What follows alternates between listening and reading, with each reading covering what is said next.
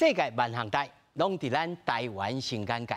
观众朋友大家晚，大家好，我是主持人黄平仁。那么，即礼拜开始了真侪选举的新闻，原因就是郭台铭开始真搞话。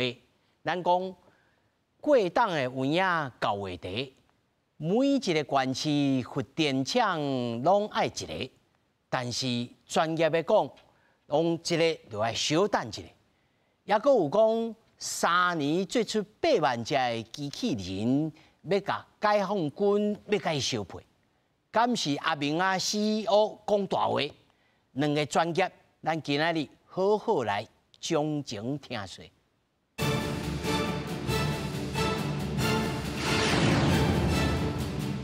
首先，小介现场的来宾，头一位是咱原联会前主委欧阳敏庆。各位观众大家好。那么第二位就是咱地球公民基金会执行长蔡中岳。主持人好，各位观众朋友大家好。那么首先呢，咱和观众朋友大约来了解讲，到底郭台铭，咱伊讲吼，即摆就大家叫伊阿明啊，吼，讲这个阿明啊，最近啊做事做了真济，但是呢，足侪言论大家听了真趣味，真引起着讨论，讲毋那呢。是要来高雄起到核电厂，吼，而且啊，佫讲台湾22个县市啊，一县市一个核电厂，佫讲哦，若要发展到这个机器人，会创造呢3年之内呢有8万台军啊，那么引起未少的议论。如果说现在小型的能源面积体积只有1/10，又很安全，是不是每个县市自己去搞一个？安全的核融合的电厂，有意思要争取中国国民党提名参选总统的鸿海创办人郭台铭，不断弹出议题冲声量，讲到每一个县市拢会使起一个小型核电厂，嘛引起外界讨论。我看每个县市都不必要，因为台湾不那么大嘛，这个南北各一个就够了嘛，或者中间一个都够了。这个没有必要。那远东集团董事长徐旭东提出伊的看法，何氏董事长唐祖贤甲金联电董事长周兴成，嘛拢捌对小型核电厂核融合科技提出看法。小型核电厂的建议，敢真正会使咧？如何寻求整个社会的共识，我想也是一个大的问题。再来就是技术的问题，另外一个就是这些还是会产生核废料，这些核废料未来如何去而从？咱若郭台铭家己实地并且澄清一个县市一个核电厂的原意，强调无遐尼无知，要选总统对政策思考无可能遐尼凊彩，拢无准备。另外，针对郭台铭弹出机器人大军上战场的想法，国科会主委吴振中今仔日表示，机器人要达到这个境界，阁需要一段时间。即马全世界无这款应用，但是人工智慧 AI 发展真紧，国科会会密切关注。记者综合报道。我想要甲观众朋友来好先说明哦，咱今日这节目毋是要来练郭台铭、郭当市长伊安怎。主要要互大家有2个专业的这个观念。头一个，什么叫做核融合啊？这个小型的这个核反应炉，这到底是安怎一回事啊？咱就请到老先讲吼，咱前核这个原联会这个前主委哦，来甲咱介绍一下。这个我看这种吼，这种汉字，但是吼，什么叫做模组化啦、基础小啦、被动安全设计更较济啦，吼啊。这个选址的条件哦，无传统的这个核电厂吼，较严苛，到底是敢有遮美好啊？遮好着？注意。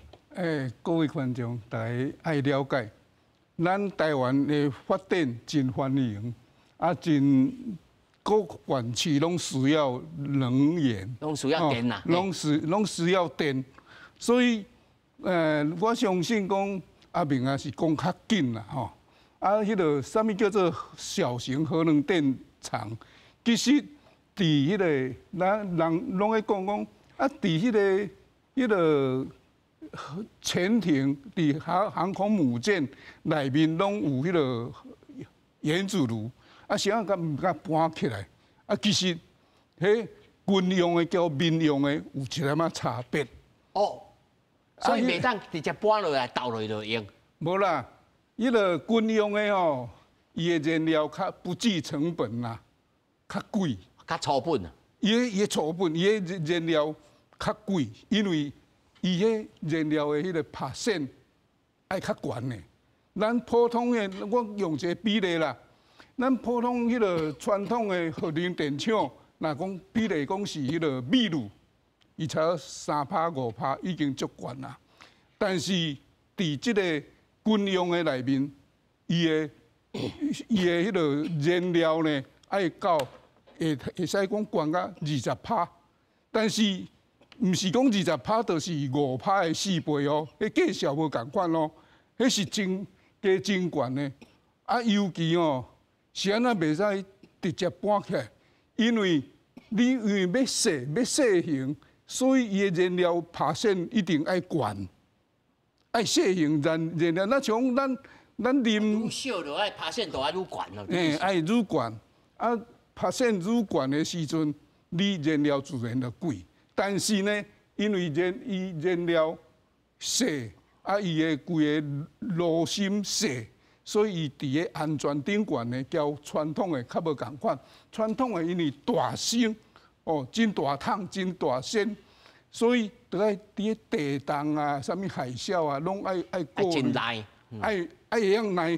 但是小型的核能电厂呢，伊就较细，较基础较好。啊，这模组化到底是什么意思？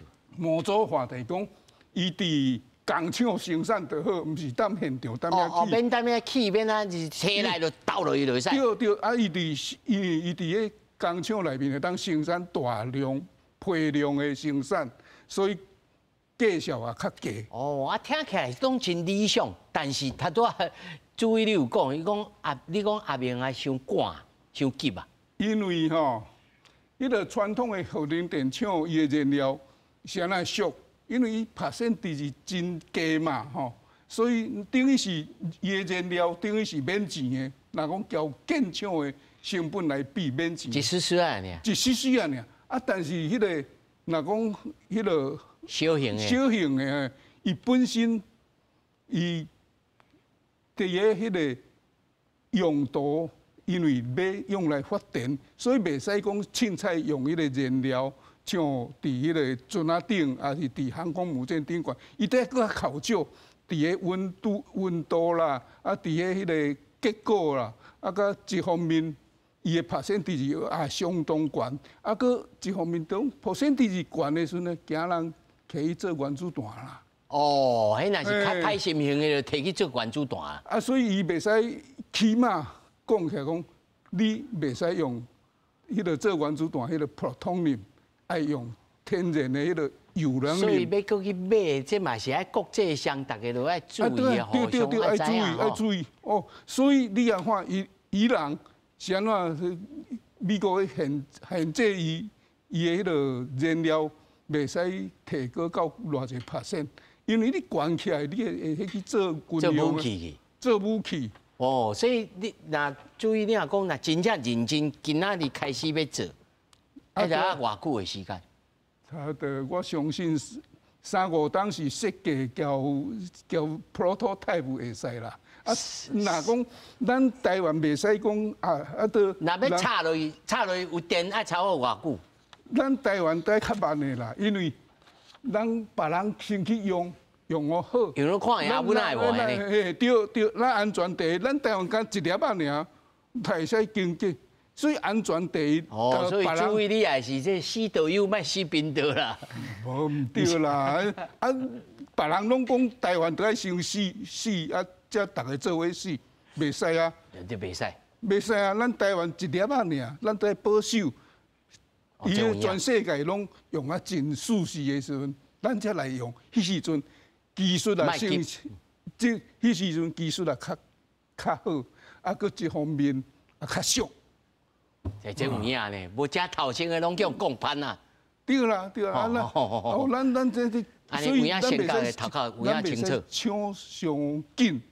咱知影讲，咱有迄个需要，但是咱都要认真看，安全第一。安先摆咧讲啊，阿明你都有听到吼。接下来请这乡长来讲吼，因为伊啊讲选举到迄个高雄吼，高雄讲这屏东的半冰山啦安怎吼，内面拢空的嘛，啊一个塞入去，这敢会使？因为头仔咱注意有讲嘛，吼，这技术即马要起来要会真正会当发电哦，需要一块时间啦，吼，所以即马来讲这个小型的核能电厂哦，甲咱过去啦，咱在屏东恒春这边是核三厂嘛，吼，甲过去的传统的核能电厂是无共的。那毋过无共，虽然讲伊的 size 无共，毋过伊要处理安全的问题、核能废料的问题是共款的。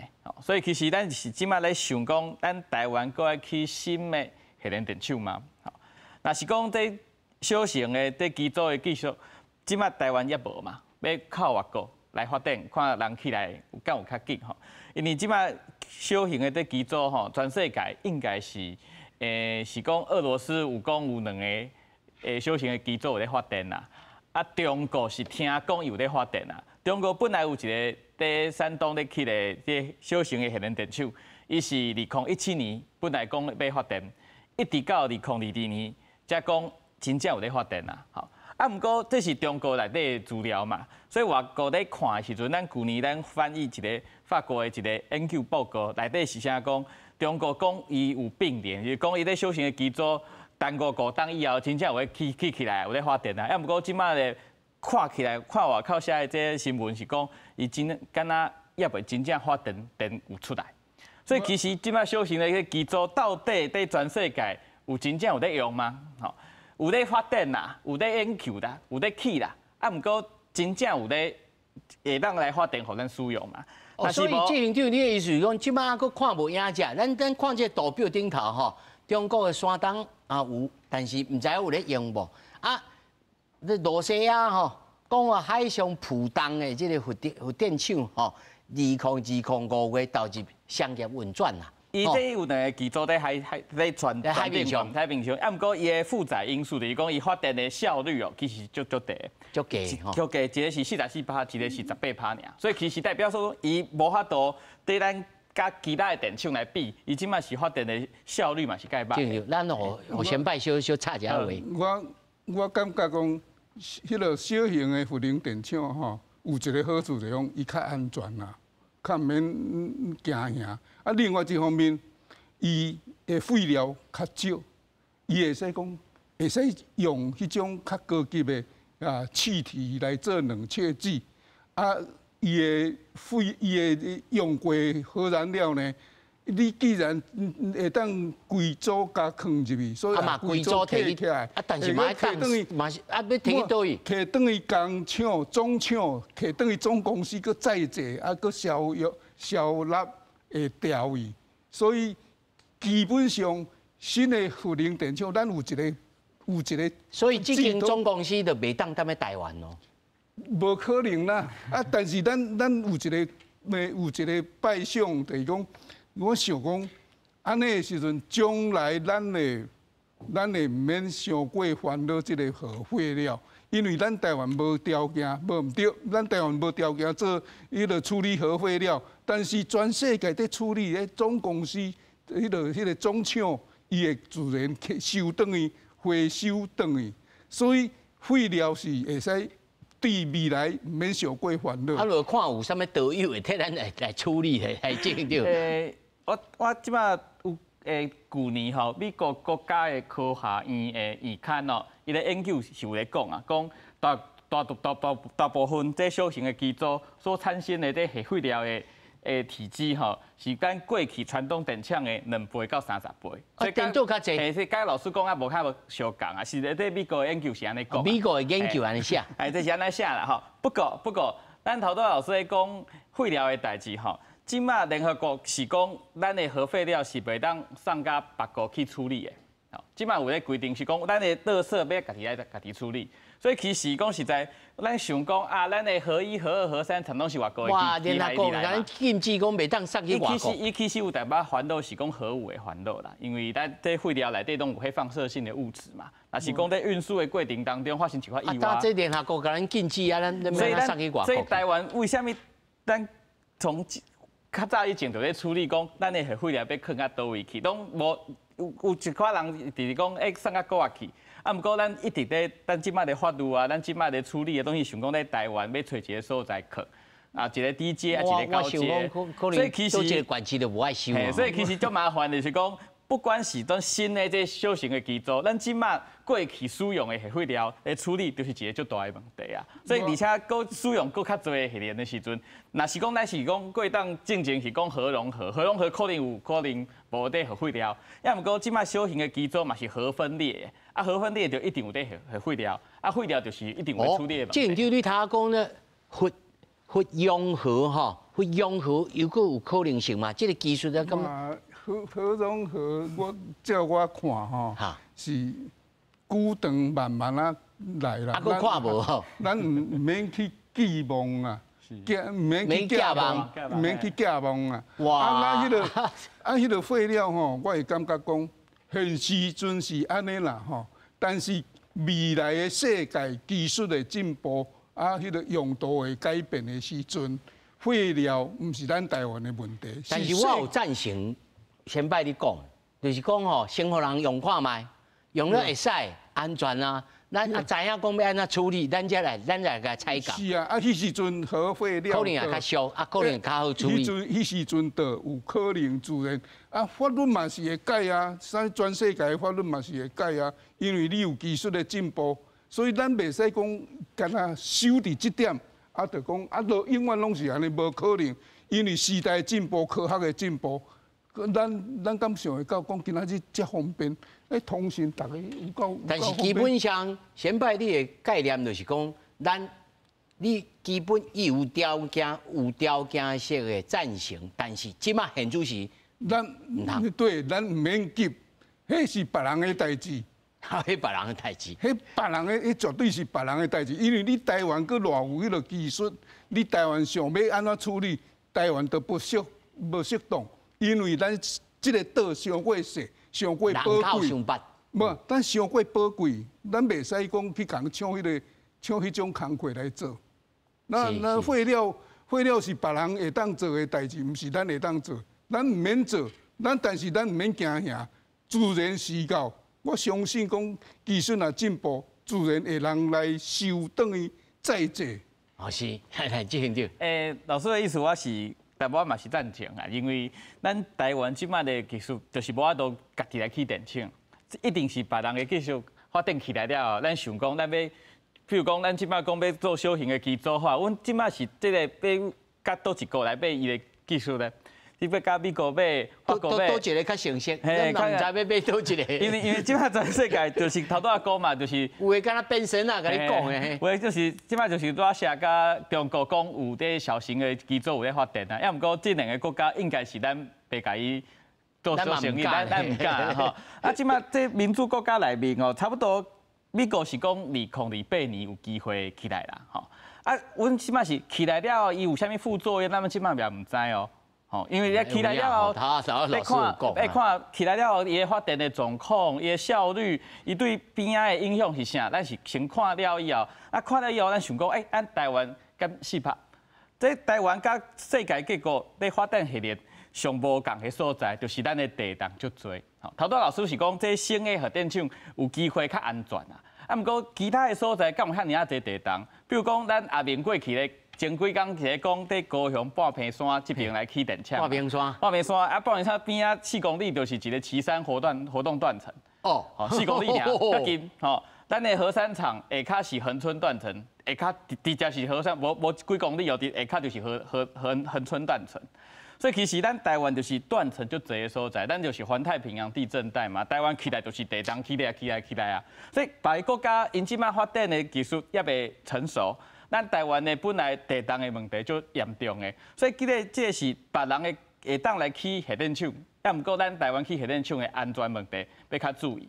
而且恁起的这个国家内面啊，伊足侪选的这所在，拢是边啊较无大人的。也毋过台湾你是找到啥物所在边啊无大人？西部可能无法度找到。你若讲要安置，你比如讲台积电呐。伊家己讲，我抢真大，我内面藏一个这，啊，就大家走啊流裤卡。你肯定台南嘛较反对。大方有一块好过啦，就是房价会较低啦。哦，啊，你若走去苗栗，可能也会反对哦。我是相信讲，咱得爱有耐心来等，伤紧下结论太早咧，伤过早。咱谈讲等，咱真干那呢硬讲哦，一定讲会使袂使，我是感觉一个大的问号啦吼，会使袂使，先放一边啊，暂时咱注意就是。是。啊，若像即马即个时阵，伊伫咧讲发电，啊，但是事实上，高雄人伊算起来都无发电，啊，搁送去到北平呢。啊，咱即马台湾到底有发电啊无发电？即个我先请执行长来讲，啊，再来请注意来讲。因为台湾敢有欠电哦，全世界即马在能源这个议题当中，大家拢要起来再生能源作为上主要的电力发电嘛。咱讲2050要净零碳排，吼，要减碳这个代志，其实咱一定要用再生能源。咱核电在处理咧减碳议题，伊拢是过渡的，毋是上尾的处理的这个解答啦。所以其实咱高雄即马是发的电比它使用的电搁较侪，搁较侪。哦，啊，毋过台湾其实完全咱是全国一个电网啦，这电网内面咱拢是共同运输的，所以其实讲你讲南电北送，这当然嘛是一个最重要的议题。啊，毋过咱台湾其实若是看外国的这电网内面，咱是一个小小的，咱台湾就是细嘛，吼，就土地无遐大，吼，所以其实咱电的送来送去的议题，咱要处理。高雄即马是，若是讲高雄发的电，啊高雄使用的电，伊是无欠电的。啊，毋过咱全台湾在使用能源的时阵，咱若是讲要搁较侪再生能源入来的时阵，咱要有储能的，咱要有调配的系统，才有法度互咱电力的发电会当搁较减碳，搁较减少咱的污染。这就是讲较减碳吼。现在是我想注意，以早咧做这个。原能会即个主意的时候，嘛真注重讲，迄阵时我相信已经开始在减碳啦、安怎啦，啊，对着世界潮流啊。在你即马看，咱中华民国在台湾，若要讲要减碳，啊，搁卖发电，即个核能敢是唯一通好做的代志。因为即马看，那小型的核能发电炉，咱你无赞成的，啊，先看，啊，那其他的咧。我是相信讲，咱台湾一定会欠电啦。啊，所以有人咧讲，我交阮太太在开玩笑啊，讲迄个我尽量无开冷气，我困地板，用爱来补充电的节约哦，安尼啊，但是呢，你安怎欠，安怎嘛是无效，一定得爱有电，尤其即摆。科技的发展啊，通讯也爱用电，交通也爱用电，啊，规个咱车渐渐拢要改做用电来，电动车呢吼。所以你电敢一定讲保证讲一定袂欠，一定会欠。我相信一定会欠，尤其愈繁荣的地方哦，愈欠电。所以咱都要知影讲，咱台湾敢若一个独立的电网吼。咱若唔比讲德国啊，德国伊无电的时阵，为迄个法国遐、巴黎遐个就送过来啊，啊为丹麦遐就送过来，风力发电啊，啊是啥物核能发电啊，拢有啊。啊伊英国啊，抑个有迄个天然气为罗西亚送来，所以爱多元，电网爱多元，台湾嘛爱多元。啊，咱台湾无办法啦，所以咱一定爱知影，爱注意。电是一定会欠，所以咱都爱讲注意讲，啥物电对咱的民生上好。尤其你感觉电风电真贵哦，但是风电起码无较好，有一个优点就是讲，伊无废料，氢气上，伊有氢气，但是伊会噪音，但是伊氢气上，安怎讲？你风力发电，你开去的时阵，我搁收等于熔炼厂，甲变做废铁熔炼就好啊。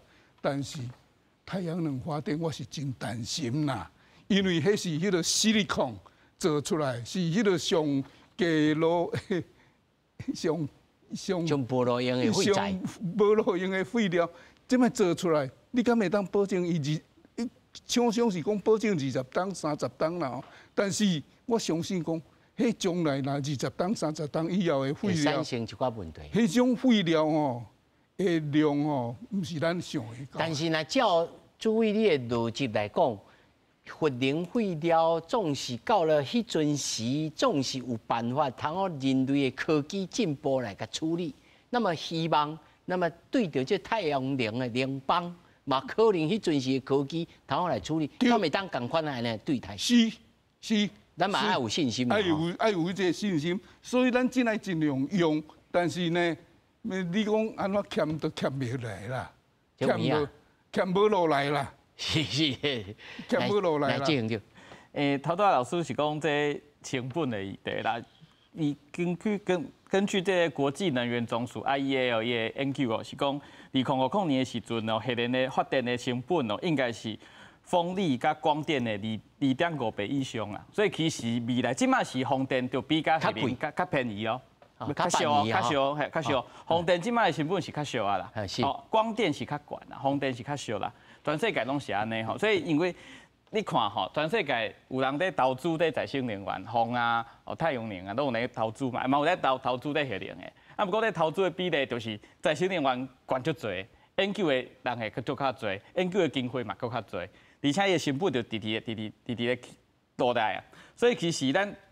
若是讲未来要用啥物电吼，头拄仔讲这小型的机组吼，就是未来咱应该有机会看其他国家发展起来了，咱来思考咱台湾爱用无用。啊，即摆短期内吼，咱要处理的就是咱是毋是爱鼓励阿明啊来看风电，看伊啊当。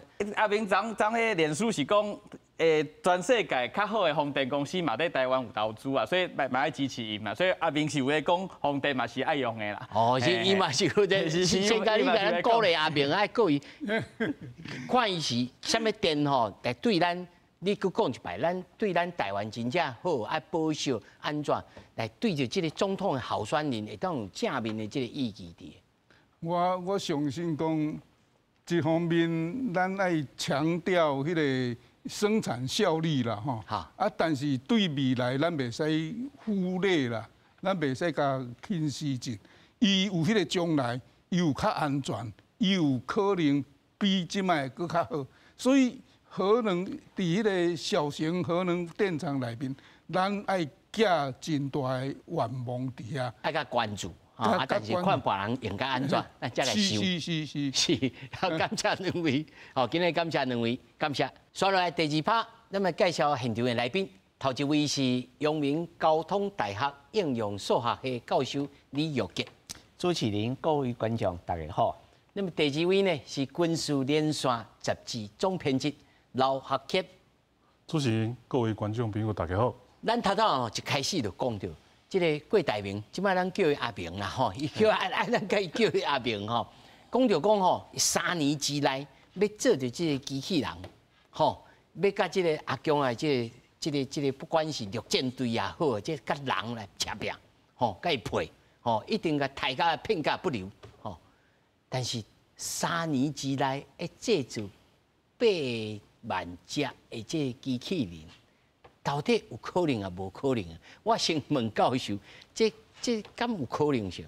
我想这绝对有可能啦吼。伊讲台湾的迄个制造的实力，要做这8万的机器人，绝对有可能。但是我无啥了解阿明咧讲的机器人是啥物？都一种机器人，都一种吼。当然，阮厝啊足侪扫地机器人啦，我3台吼。但是我想是安尼啦，其实机器人去。震惊这代志，美国人、世界各国大家拢在做啦，吼，这毋是伤奇怪的代志啦。啊，只不过我时阵我看到这个新闻，我想8万的阿强啊，8万的机器人，这怪怪。因为我一般了解，咱咧用迄个机器人的概念吼，拢爱做比人较做的代志。那有可能一个机器人对一个士兵啊，吼，啊，这机器人的概念。其实今嘛，咱咧工厂咧做制造，就做机器手背，吼。咱是相信这个机器人会使搬比咱较重的物件，走比咱较紧，看物件比咱较幼。这是 AI 技术放在内底变更较厉害，优秀的动力，嘿，对。所以咱一般看这个无人机，其实伊取代的是一个飞行员嘛，哈。啊，这后边就做 AI 技术的来对啊，所以我相信讲，咱为这个机器人放去战场，这其实咱先莫讲道德这项代志啦，吼。但是你若讲要保护这个人命，这是大家在做。你会使看有一种叫做拆弹机器人，有一个爆裂物，咱人唔敢去卡啊，就叫机器人去做啊。啊，万不离呀爆炸是机器人就无去，啊，咱人命较重要嘛，吼。所以我是感觉讲8万个士兵对8万个机器人，这比例怪怪啊。但台湾若要做这个机械制造，我想咱的实力、工业实力绝对有迄个水准。3年之内会当做出来，只是讲做到什么等级安尼。你若要讲是我虽然看迄个无敌铁金刚，当然是无啥可能啦。但是若是到这种等级的，咱嘛真好奇呢。那讲然后做到到什么等级的，有通啊亲像美国即摆迄只狗，会当跳会当走。啊，当上无甲你乱一个，这种敢有可能？有可能啊，这是造假的问题。啊，那野枪会使？伊无需要抄你人去野枪啊，伊放在顶面伊射较多就拍较多，伊那就一定爱用敢人的手。所以这也有可能在3年之后有通做出来。我相信这毋是伤困难的代志，只是讲有效无效。一定有效，只是为啥伊讲是8万的，我是无啥了解。结果来宣告着总面积，显是8万的，安怎算的？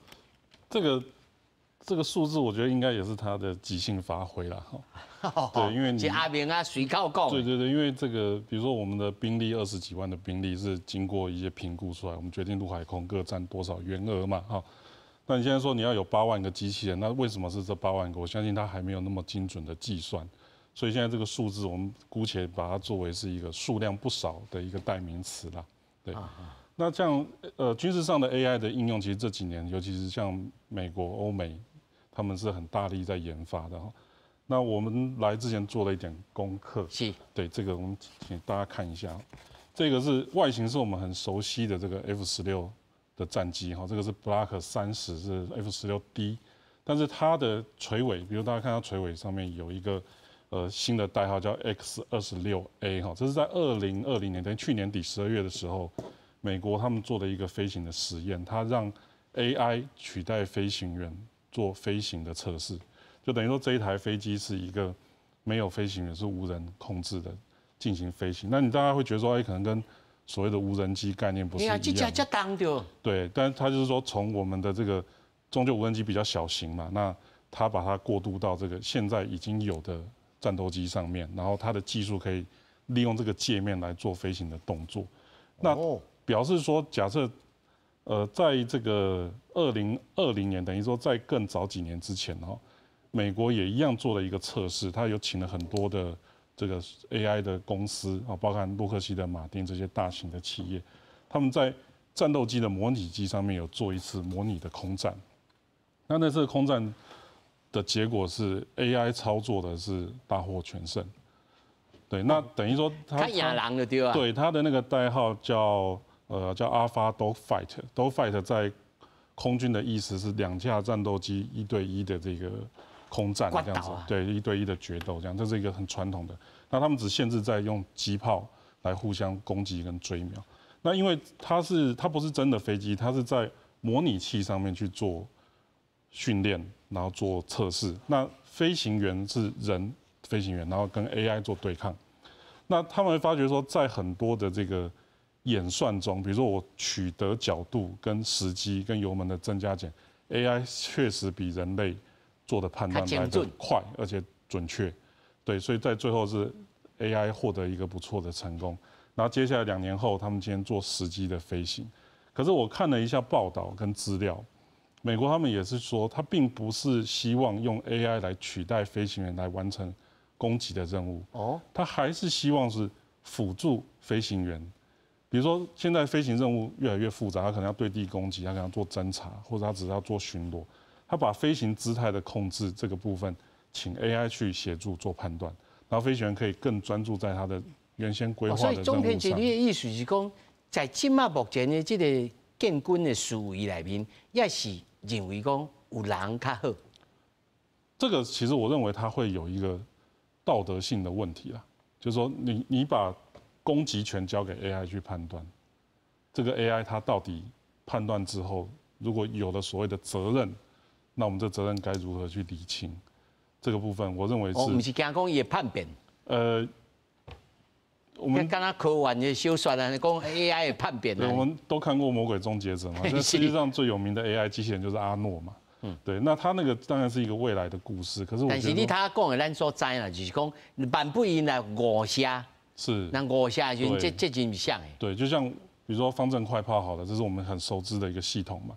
当它全自动接战模式的时候，只要有任何飞行器进入它的空区域里面，它就会开火把这个它击落嘛。那我们在汉光演习发生过，就是它提早把系统打开，然后把拖把机击落的这个事故。那这个就是一个全自动接战的优势，同时也是它的风险嘛。哦，对，所以这个 AI 嘛是爱小心来使用的。对，那我们在近代来讲的话，等于说它其实我们再拿这个做例子好了，这也是美国发展的这个机器狗，那大型的或者是叫它机器驴，对。那我们右手边这个黄色机体是比较小型的，它大概跟一般的大型犬差不多尺寸，大概70公斤。那左边这个呢，它就是大家看到它的环境就比较野地嘛。那他们当初的概念是说，我利用这样子的机器，然后它有4足步行的能力，然后它可以负重。等于我在比如说军队在跟他配合的时候，我是把我的弹药辎重可以利用这样子的一个载具来西行，然后它因为4足步行，它可以通过一些比较困难的地形，有些轮行车辆或者是履带车辆，因为尺寸限制没办法进入的地方，比如像这张照片里面的这个树林地形，它可以顺利的通过。那像这样子的话，它更小型化了，更小型化之后呢，它可以在我们的生活空间中应用。有的它可能还有个机械手臂，它可能可以帮你捡东西啊。可以做些什么样子的这个你希望他做的事情？那也有测试，就是说，比如说他在上楼梯的过程中，他会跌倒。所以总编辑，你感觉这个阿明啦，吼，伊讲的这是有可能在3年之内，跟老师的意见是有可能做出来。因为以技术面来讲，已经是没有太大的问题了。但是我们做出来，我的定义是它是一个载具。那这个载具，我们希望它做什么？比如说它。失火消防队，他可以进入火场里面做侦查。但是，那是要跟人修剪，敢没使？有可能啊，因为就像现在遥控武器站一样，但是遥控武器站的开火是由人来判断。后面人来控制。对，那他未来可能会把目标的搜索跟判断交给 AI 去做，比如说，也许我们的姿态的辨识或人脸的辨识，就跟保全系统一样嘛。我只是说，如果不符合我这栋大楼的，所以也在讲，伊嘛不是乱讲啦吼。在未来有可能，但是以现在来讲还没有那么快。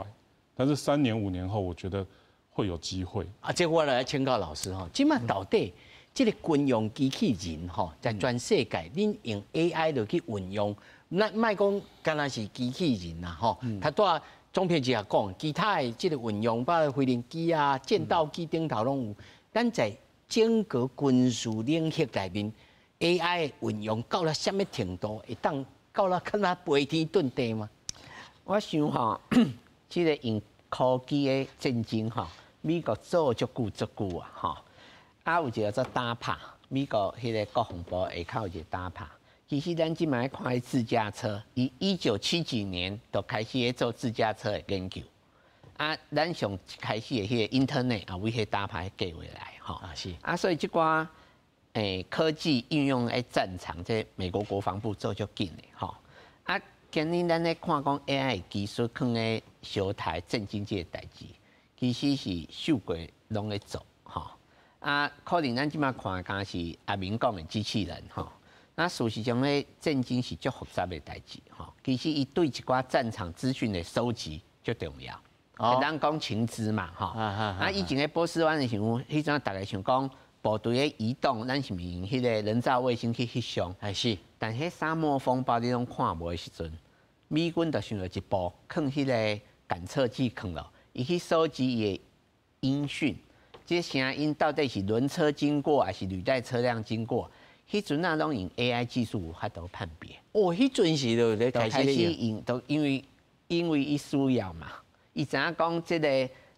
人造卫星无法度翕到这个沙漠风暴部队移动的状况，所以伊是有一寡像迄个感测器放喺遐，你会想象讲我放一寡麦克风撒在沙漠内底，啊，有车经过是人仔车还是履带车，就会使判断吼。啊，即马打拍开始美国国防部佮甲一寡科技公司的合作吼，因开始做战场资讯的收集，因为小台的时阵陆海空。即嘛有啥物资通电军、有太空军，即寡军种伊收集的情报资料拢无同款，拢爱收集啊。啊，这放喺斗阵，要安怎去做判断？要安怎？今年敌军的分布外武器有啥物资料？有啥物火力？即寡物件拢用 AI 在分析，互你去做迄个战场的迄个决策，国比人做国较紧。哦，所以就已经唔那是。单一的、单一的，这个武器顶头去藏一个晶片俩，安尼啊。安尼，其实后壁足侪迄个资料的迄个，你要讲什么 big data 啦，吼，大数据的，迄拢放喺内底，迄拢是 AI 应用的一部分。哦，这我来请教着这个总编辑哈。即马咱就看了讲，哦，这个机器人吼介绍哦，这个美国吼 Scorpion 吼，这个天蝎式吼，罗西亚。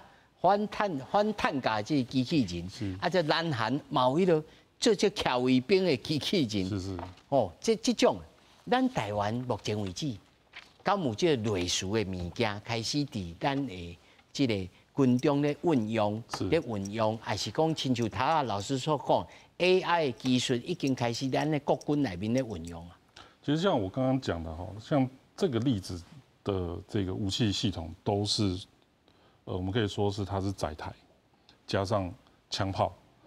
那载台加上枪炮，我们如果有人在里面操作的话，比如像我们现在的云豹装甲车或者战车，那就是我们传统的武器嘛。那如果我们把它的操作交给 AI， 或者是用远端遥控的方式，它就是机器人嘛。那机器人因为不需要容纳人，也不需要因为保护人有这么高的防护力，所以它可以做的比较小型、比较轻型，但是火力一样很旺盛。那以我们现在来讲的话，就是说有像比如说这个南韩的哨兵机器人，像我们这几年在航太展的时候，军方它会有那个遥控武器站的展示。那遥控武器站它可能有单管或双管的20公里的机炮。那它的概念上面来讲，它也是遥控的，就是有一个终端机作为控制，它可以去做侦查、目标判定跟开火。那如果我们把这个程序交给 AI 去做判定的时候，它就是 AI 技术在军事上面应用的一个很好的例子。那像比如说这个俄国的这一台这个机器人，它其实就是一个载具。你看它的构型是还是很传统嘛，它有履带，它有炮塔。看就是刚才几架坦克。对，它还是车辆的概念嘛。那因为它在应用上面来讲，它要通过那个地形，那它可能因为负载比较轻，它不需要这么大的车身、这么大的履带，然后它也可以一样提供相对重型的武器，像包含就这个反战车飞弹，甚至防空飞弹，它都可以在车上来应用。所以它是一个载具，那怎么去应用它？比如说，我可以给它指令，它到某个地方它进行搜索跟回报，还是说它搜索到目标之后，它就进行攻击？好，那这就是 AI 的范畴。我们只是把人原本要做的事情交给 AI 去分担一部分，让 AI 来协助我们判断。像刚刚老师讲的，就是战场的感知，就是说其实。比如像阿帕奇攻击直升机，它也会有无人的那个中程僚机的概念正在发展。好，那像比如说海军好了，它的目标获得，它也是比如透过无人机、透过其他舰艇的雷达，或透过什么任何的手段。那这些雷达传递回来之后，把哪些不重要的东西过滤掉，哪些东西保留给真正下决策的人。好，这个我认为是 AI 未来一个很重要的发展。所以他做总编辑你讲起来安尼。若是少年人去做兵，应该想起来是无遐悲观，讲一定就去做炮灰去做，应该是真专业，各会当学技术，各会当了解讲最先进的这个物件，各会譬如讲甲这个 AI 专家老师安尼来学习，这应该是对着人类的发展啊，还是做兵，还是不管是军事，还是像商用的，还是民间的，应该是一件好代志吧？是因为。现在很讲究军民通用科技嘛，其实很多东西都是军事先，然后应用到民间嘛，然后更广泛，抓成本降低的，然后就会有更新的技术可以来换代嘛。那我们之前有跟朋友有讨论到，就是说，其实无人载具它的攻击的模式还是传统的，比如说它无人机，你就还是要有防空系统去对应它嘛。那只是说我们怎么样在我们对应的系统上面有 AI 这样的方式来协助我们。比如说我们人在站哨执勤的时候会疲劳，会想睡觉，可是 AI 不会嘛？对，那我们怎么样利用这样子的系统，去让我们的这个军事的实力上面是增强的，我们的防守的能力是增强的。是，头先老师你也讲过吼，讲其实美国的国防部行得真紧，1974年顶世纪吼就开始用。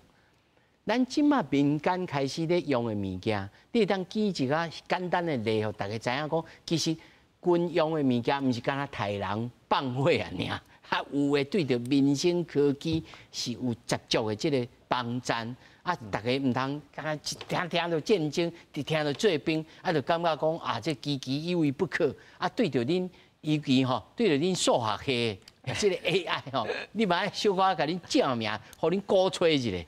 我安尼讲啦，对啊，伊咧讲南航即个哨兵机器人，其实你即马想，咱大概无需要啥物人去站卫兵啦，吼，你啊，所有迄个营区拢是监视系统，其实一个人的后壁就知影会使看10几个所在嘛。啊，事实上 AI 会使为即个荧幕规会使判定讲有啥物异物入侵，啥物事件伊拢会使分析，吼，所以其实即个物件放在即摆保全。都看会到啊嘛，是。啊，当然，即个战争吼，其实有一寡环境较严峻，咱日常生活的环境较单纯，吼，比如讲，战争的时候也可能拄到爆裂啦、火灾啦，但是温度突然变得悬，你的物件佫会使内底会使叮当，但是咱事实上，咱的普通时啊用的物件就无需要应该有规格，所以拄啊这。总编辑讲到军民两用，其实较实际嘛，大家咧想讲有一种叫做军规，有一种叫做商规。啊，但是做物件，不管是无人机、自驾车，这一寡物件有一寡做较好去战场，有一寡一般咱使用的放在迄个咱改善咱日常生活啦，吼。啊，确实讲因为即个 AI 发展吼，我想即两天 AI 这一个足大的新闻吼。有一个 Jeffrey Hinton 哈，这个是2018年图灵奖的得主，哈，迄是Computer Science 的诺贝尔奖。伊75岁忽然间讲，伊要离开 Google， 伊要走，因为伊发觉讲，即马这个 AI 技术对人类真大的变成威胁啊，威胁威胁，但是咱阁无啥了解，无感觉到，要安怎来控制这个技术啦。所以，伊其实刚讲慢慢啊，这个 AI 开始会使可能会叛变啦，从下面哦，老师，你讲一个我后面才亮起来，这真正这个电影出来，有可能吼。啊，但是这个代志，伊就咧讲，我无去做这个研究，别人咧做啊。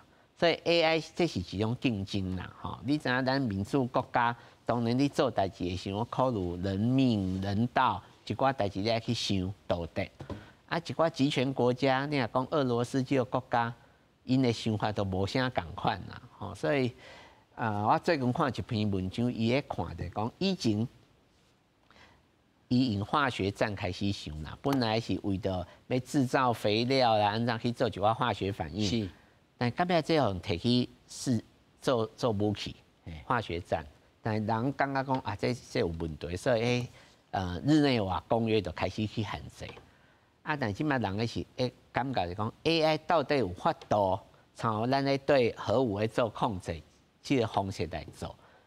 目前来讲吼，佫想无解药啊，无想解药啊，因为你要做核子武器有一寡原料，你会使去控制，你会使去个检查，但是做 AI 大概是用读壳的。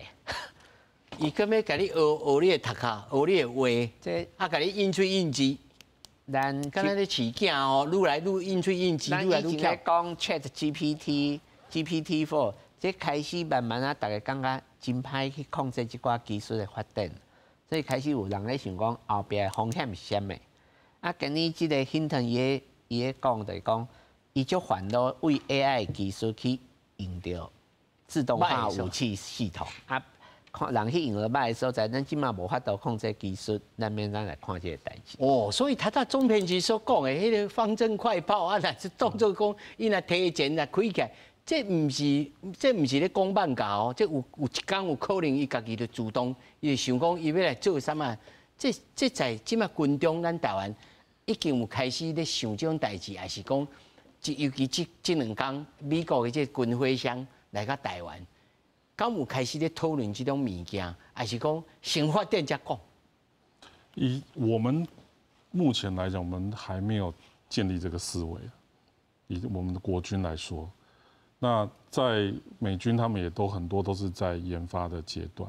那我觉得他这个也需要换代啊，就是说，因为像比如说我们刚刚在讨论那个电力的问题嘛，哈，这些资料库、这些主机。这些控制的这些元件，通通都需要电力去供应。哦，对，那这个是另外一个问题，就是说，比如说你在野战的环境之下，你是不是能够有提供它这么充足的电力去让这些系统去运作？比如说最近也很流行讲那个雷射的那个攻击系统，那它也是需要大量的电力去提供它才有办法发挥它的作用嘛。那我们只能讲说，以现在的这个来讲，它一定是一个近未来它会发生的事情，而且就像刚刚老师提到，就是说，连核弹这么离谱的武器，我们都制造出来，而且拥有数量很多的库存。那未来这个 AI， 只要它能够有效的杀伤有生的力量，我相信它还是会被人拿来应用。那只是说这个未来多久会到？就像刚刚讲的，就是说，我已经可以，美国它发展更多的就是无人机，可能未来会有无人机的战斗机。它尺寸更小，一样很致命，然后它可以更刁钻的飞行，你更难把它给击落。我相信这个是未来一定会走的，因为任何一个国家在军事上面，他都希望跟他的对手、跟其他国家维持一个代差，他一定希望他的技术是领先的，对，那他等于是他国家安全的保障嘛，也是他未来对国际事务，不管他是要介入还是他要怎么样，他的一个手上的一张牌嘛。所以我们觉得说这个东西现在去思考它。可能还来得及，可以赶得上。是喏，你即马无开始收，咱就过来到时阵，摕一个刀拢歹势，先生，我是你的主人。是。这咱头拄总编辑也讲着讲，因这拢用电吼，那是毋是可能上后要用这个电甲测试，伊就袂顶袂当？敢有种还是咱想天真啊，老师？我想这是有可能该电测等于袂叮当啦吼，但我拄仔想一件代志就是讲吼，这 AI 系统用的武器吼，用的国防战争一寡，但咱唔好袂记吼，还有一种叫做骇客。你今日你国家拥有这寡 AI 的武器的系统，也有可能因为对方伊的骇客害到你的 AI system， 迄做出来影响，反正今日这个。机器人枪口槽内变做敢干掉的，因为可能是人的骇客技术来控制你的机器人，不是机器人本身的叛变。哦，所以老师，您这个技术内面，您这个领域内面，还佫有这种防止骇客的这个手段啊什么？资讯安全绝对是最重要的。后边你的 AI 系统会使做愈多代志。换一个方向就讲，你的治安绝对该做更较好。无互骇客，其实你做足 powerful 的机器人出来，伊即马会使害到你的 AI system， 甲你改变你的决定，改变机器人的决定，其实对咱的影响也是真大的威胁。啊，这时间有限哦，我上后尾要请这总编辑。如果你有这个机会对阿明讲吼，你上该应该要做一些什么代志吼？对着这个军事领域来讲，你甲讲者。这个有点尴尬了，因为他是主张就是不要国防，我们就可以很安全。我你讲我听。对，我就觉得说应该讲说我们现有的系统，因为我们今天谈的 AI 是未来会发生的事情嘛，那现有的系统我们怎么样子去精进它？啊，那国防的投资就我们在整体的那个 GDP 占比其实是不高的，那这个在美军也一直要求说我们希望能够拉到大概5%的水准。那我觉得说这个未来是不管哪一党的领导者、执政者，他要去思考的问题。好，那我们唯有这样的主意，因为军方分成，比如说新的武器采购，它有作业的维持，还有很多行政的事务嘛。那你如果在常年国防经费比较低的情况之下，其实你连现有的东西训练呐，或者是武器的换新推陈，可能都不太够用的话，那其实我们也谈未来好像也不知道从何谈起了。是，老师想要问，那 AI 这领域当中吼，即马上要紧，台湾必须要发展，要注重的是啥物？我想台湾吼，这边的 AI 发展来对，其实足侪好的学者，真是会用足侪时间来研究啦。不管今嘛咱咧讲生成式 AI 吼，我想这是咱绝对爱对着嘿。啊，刷来就讲，咱做一个知识分子吼，咱爱用科技保国啦吼。这个国家吼，咱只有讲你的国防，咱的科技会使领先吼，咱才有这个实力啦，才有安全啦。所以我认为讲，咱较拍拼，免惊啦。是，感谢。